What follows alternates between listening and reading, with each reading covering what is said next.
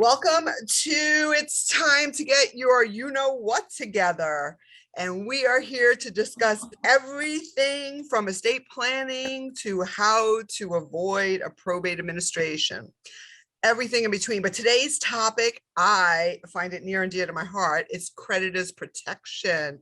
And we are going to learn so much. So a little housekeeping, please keep yourself on mute. If you'd like to ask a question, you can raise your hand or you can put it in the chat and we'd be happy to address that.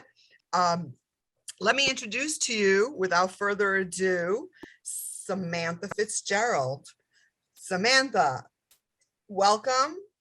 Samantha is an attorney in Plantation and her firm is 100% focused on estate planning and probate trust administration. She's been practicing for over 20 years. She's a CPA and has her LLM in tax. Please welcome Samantha Fitzgerald. Hi, everyone. Thanks for coming. Thank you. And my name is Bianca Moreras. I'll be your host and moderator today. I am a business development and career transition coach and consultant. I bring almost 40 years of experience, oh my gosh, to the table with concentration in law firms and working with attorneys to give them the ability to take their business to the next level.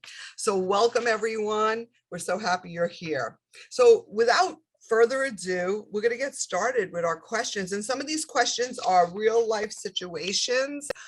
So we are ready to roll. Can you tell us, Samantha, asset protection seems really, really complicated. Are there any easy options? So asset protection can be complicated. You know, it's a very broad term, and I think a lot of people use the term and don't really understand what it means. You know, they just know that they don't want to pay their creditors.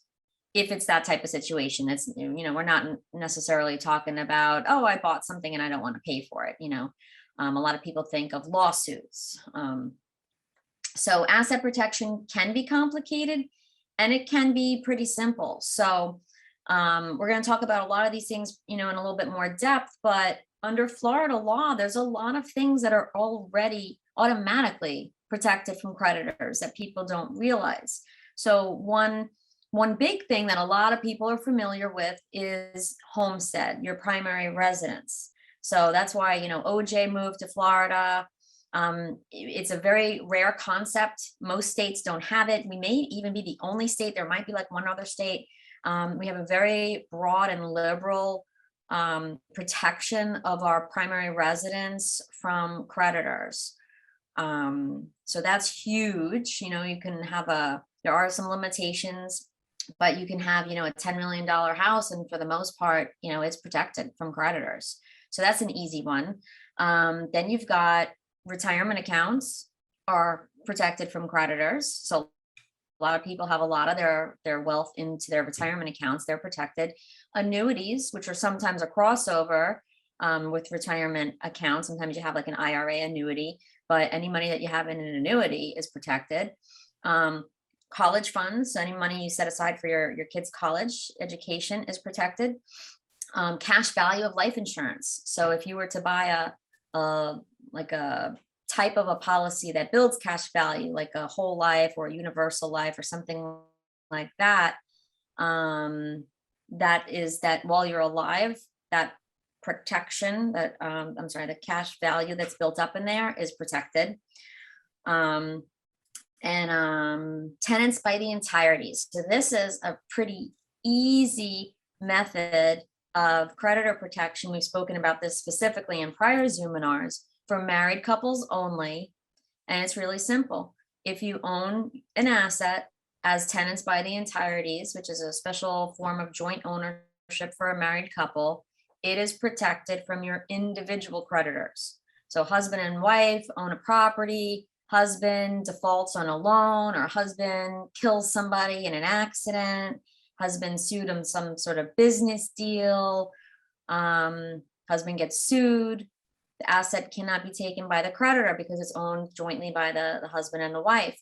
Now, if husband and wife enter into a contract, they both default on it, yeah, that they'll be sued and that property can be taken, because that's an example of a joint creditor. So tenants by the entirety is a very, very simplistic form of creditor protection for a married couple only. One big downside to it is when the first spouse dies, you instantly lose that entirety's type of protection. So if there was already a judgment against the surviving spouse and the other spouse dies, your asset's at risk. So, but it is an easy form of protection. So it can be complicated and it can be easy. Simple. Wow, that was a lot of information. That was the easy part.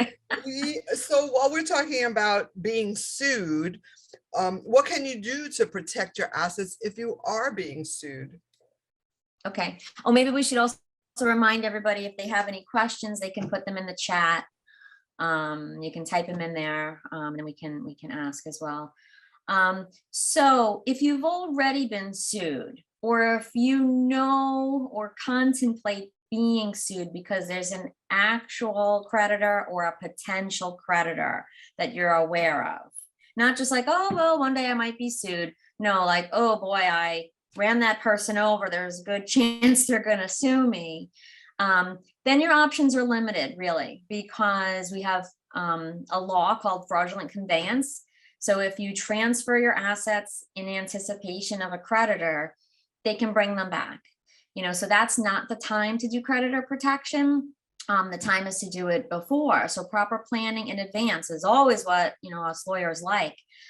The things that we just kind of talked about, they're protected though. So if you do get sued, they can't touch any of those assets that you have. Also, if you get, if they try to garnish your wages, so they get a judgment against you, and then they try to garnish your recurring revenue, there are rules about that too, and what they can and can't do. And if you're the main breadwinner in the household, so you're supporting either a dependent or a minor child, they can't take any of your wages, believe it or not. If you're not considered, that's considered head of household. If you're not considered a head of household, then the maximum that they can take is 25% of your wages. So at least they just can't take your entire paycheck. And there are some rules if you are the major breadwinner in the family. But trying to do some planning after you've been sued is challenging. Sounds like it could be. So does my revocable trust protect my assets from creditors? Not at all. It is really used as a form of estate planning to avoid probate, to avoid a guardianship for both adults or children, to make sure things pass the way you want them to pass in an easy format without being in front of the court system. It does provide lots of protections for the beneficiaries named in the trust. So it provides creditor protection for them, spousal protection for them, but not for you. So a lot of people think, oh, I have a trust, and most people have a revocable trust, not irrevocable. And it's as if it doesn't exist for creditor purposes, for tax purposes. It's just not that kind of trust. So it's as if you still own the asset yourself. Okay, well, I do have a question in the chat. All right. If everything one owns is titled in the name of a trust or an IRA, except 20K, example, in a single name bank account, and the person dies, do my kids still need to file probate, and how did the cost work? So so most of the assets are in a trust or an IRA. So assuming that there's a beneficiary named on the IRA, because that's very relevant. And then there's $20,000 in a bank account. So it also depends if that bank account names a beneficiary or not. So it kind of doesn't matter what kind of account it is, whether it's an IRA, regular checking account, a savings account, none of that matters. It's the beneficiary designation that matters. If there is a beneficiary designation, those assets go directly to that beneficiary, not through probate. If there's no beneficiary on any of those accounts, that specific account will have to go through a probate administration. There's no set fee structure necessarily. You know, attorneys charge different amounts.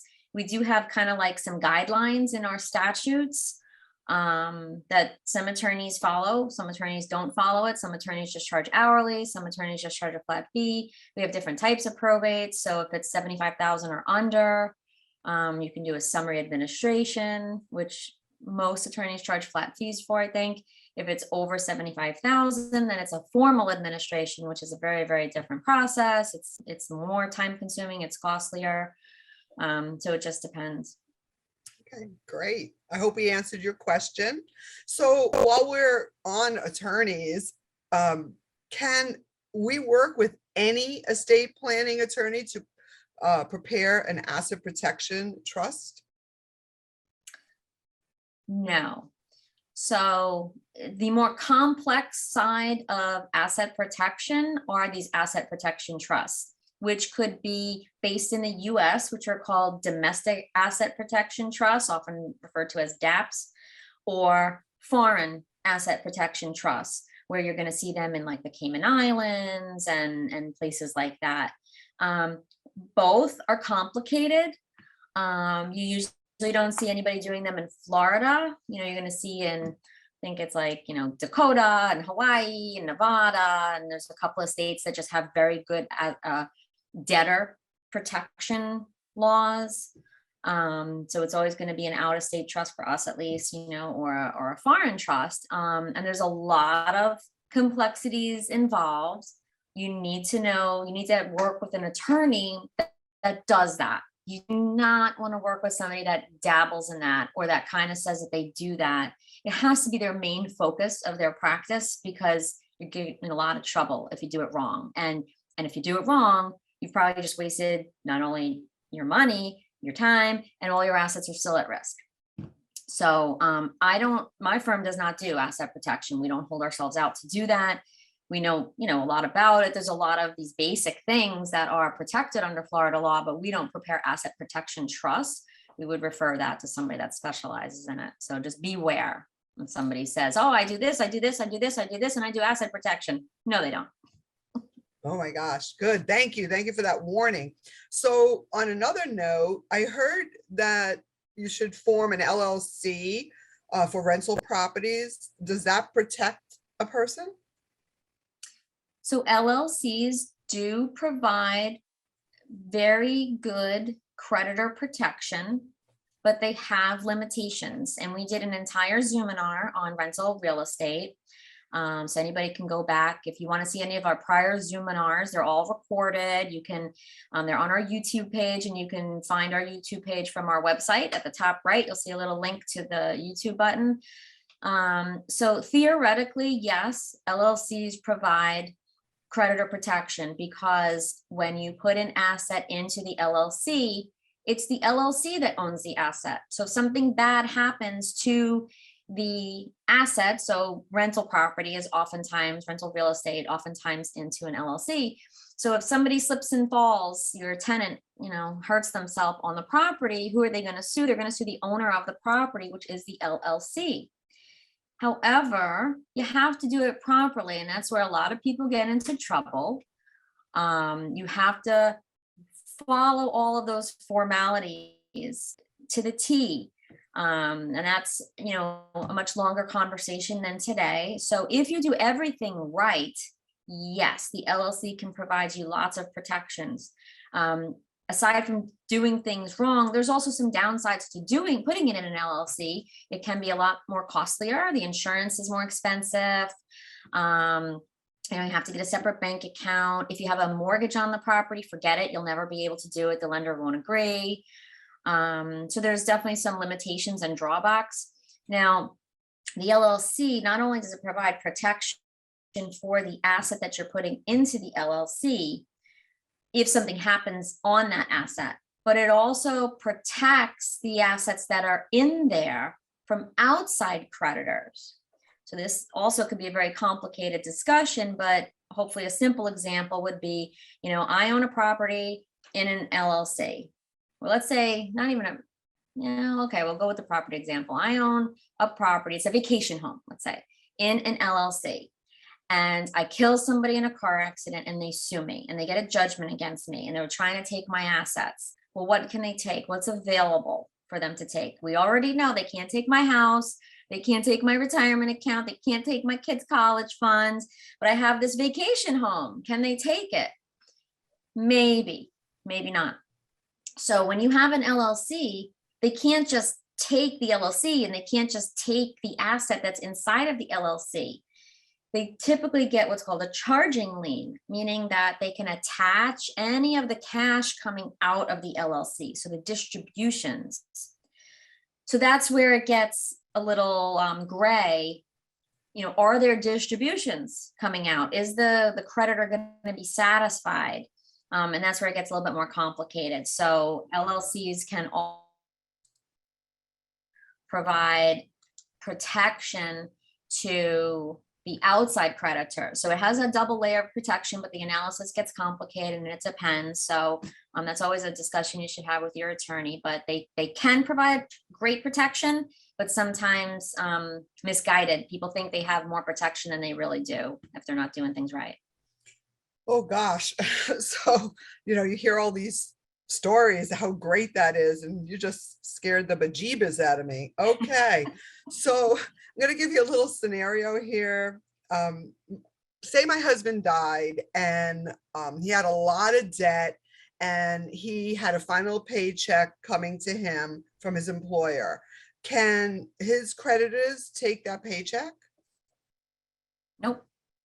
It will be paid directly to the spouse or the children. Okay, good. That's good to know. Don't tell Steve, don't tell my husband anything, God forbid. I'm disabled. What if someone is disabled and receiving disability benefits under, a private disability policy? Can their creditor, or my creditors or their creditors touch their income? No, it's protected. All right, that's another good one. Yes. And, getting back to IRAs, if someone inherits an IRA from a relative, a brother, a cousin, can their creditors take away that money, his creditors, if he has debt? In Florida, no. So this is a really interesting topic. So IRAs and other retirement accounts have lots of creditor protection. So I'm alive, I have a retirement account, it's protected from my creditors while I'm alive. I die, I leave that IRA to my spouse or my children or whomever, doesn't matter who. Under Florida law, an inherited IRA is protected from the beneficiary's creditors. Now, that same rule may not apply if the beneficiary lives in a different state, because not all states have that. This is a state rule, which is one reason why I like to flow the retirement benefits through my client's trust, where I know it will be protected, because I don't know where the beneficiary is going to be living at the time of my client's death, and it may or may not be protected. There's other reasons why I do it too, but that's one of them. So if the beneficiary lives in Florida, the beneficiary has a bunch of debt when I die, yes, that IRA is protected from them, from their creditors. Now, a little twist to that, if I don't have a beneficiary on my account, so let's say I have a will that says who my beneficiaries are, right? But I don't have a beneficiary on the actual IRA. So it gets paid to my estate, but then it passes to my beneficiary under my will. Nope, now it's subject to my creditors. And I'm pretty sure, I'm not 100% sure, but I'm pretty sure, yeah, I am sure. It's also going to be subject to the beneficiary's creditors. It just completely lost all of its creditor protection on both sides. The same is true for life insurance proceeds. If life insurance proceeds, I die, my husband receives he's the beneficiary of my life insurance, or my kids are the beneficiary of my life insurance, or my brother or sister or whomever, it doesn't matter. If I have debt, it's protected. It doesn't pass through my estate, so my creditors don't get paid. If they have debt, that's a little different. If they have debt, it doesn't have the same protection as an IRA would have. But if I have no beneficiary on that policy and those same proceeds get paid to my estate and I have debt, I die with debt, the creditors are going to take those life insurance proceeds. So it's very, very important to make sure you have some sort of designated beneficiary on life insurance, annuities, retirement accounts, because those things are all creditor protected until they get paid to your estate, to the probate administration, in which case then they lose all protections.